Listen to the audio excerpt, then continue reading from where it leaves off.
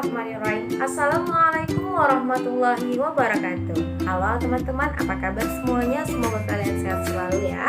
Kali ini bertemu lagi kita dalam mata kuliah Akuntansi Manajemen Lanjutan topik 1E. Kali ini kita akan membahas mengenai materi alokasi biaya Departemen Pendukung yang dimana disusun sendiri oleh saya, yakni nama Lutfi Otulasana dengan NIM 196510117. Saya dari kelas 7A Akuntansi Manajerial Politeknik Negeri Samarinda. Berikut video yang saya lampirkan, semoga berkenan dan semoga bermanfaat. Dalam video kali ini kita akan membahas 4 pembahasan. Yang pertama, tipe departemen. Yang kedua, pengalokasian biaya dari departemen ke produk. Yang ketiga, langkah-langkah dalam pengalokasian biaya departemen pendukung ke departemen produksi. Dan pembahasan yang terakhir ialah mengenai contoh penggerak yang mungkin untuk departemen pendukung. Oke, kali ini kita akan masuk ke dalam pembahasan pertama, yaitu mengenai tipe departemen. Tipe departemen di sini dibagi menjadi dua. Yang pertama departemen produksi dan kedua departemen pendukung. Yang dimana departemen produksi ini ialah departemen yang bertanggung jawab secara langsung dalam pembuatan produk atau jasa yang akan kita salurkan kepada pelanggan. Selanjutnya departemen pendukung merupakan departemen yang harus menyediakan pelayanan pendukung yang diperlukan oleh departemen produksi, sehingga pelaksanaan produksi dapat berjalan dengan lancar sesuai dengan prosedur dan SOP yang berjalan dalam perusahaan. Pembahasan yang kedua yakni mengenai pengalokasian biaya dari departemen ke produk.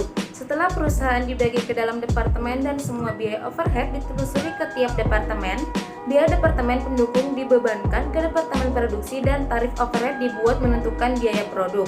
Kemudian, langkah-langkah dalam pengalokasian biaya pendukung ke departemen produksi antara lain: pertama, mendepartementalisasi perusahaan. Kedua, mengklasifikasi masing-masing departemen sebagai departemen pendukung atau produksi. Ketiga, menelusuri semua biaya overhead perusahaan untuk departemen pendukung atau produksi. Yang keempat, mengalokasikan biaya departemen pendukung ke departemen produksi. Yang kelima, menghitung tarif overhead yang ditentukan terlebih dahulu untuk departemen produksi.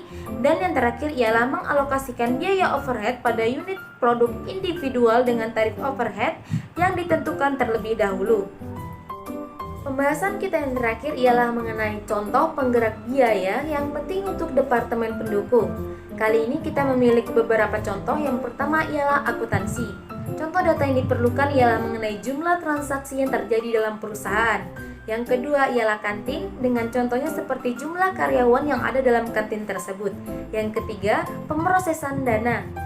Dalam pemrosesan dana ini kita memerlukan beberapa hal. Yang pertama, jumlah lini yang masuk dan jumlah jam pelayanan. Yang keempat, pemeliharaan, contohnya jam mesin dan jam pemeliharaan. Yang kelima, personalia. Di sini kita memerlukan data seperti jumlah karyawannya, jumlah PHK. Yang ketiga, jumlah karyawan baru yang diterima dalam perusahaan. Dan yang terakhir ialah biaya tenaga kerja langsung yang sedang bekerja dalam perusahaan. Contoh yang keenam yakni listrik. Kita di sini mengambil contoh penggerak biaya yang penting untuk departemen pendukungnya ialah mengenai data jam kilowatt dan jam mesinnya dalam listrik tersebut digunakan. Dan contoh yang terakhir ialah pembelian. Di sini kita mengambil data mengenai jumlah pesanannya dan berapakah biaya pesanan yang ada dalam pembelian tersebut yang terjadi dalam perusahaan. Nah, demikian tadi penjelasan singkat materi saya mengenai alokasi biaya departemen pendukung. Kurang dan lebihnya saya mohon maaf. Saya akhirul kalam. Wassalamualaikum warahmatullahi wabarakatuh.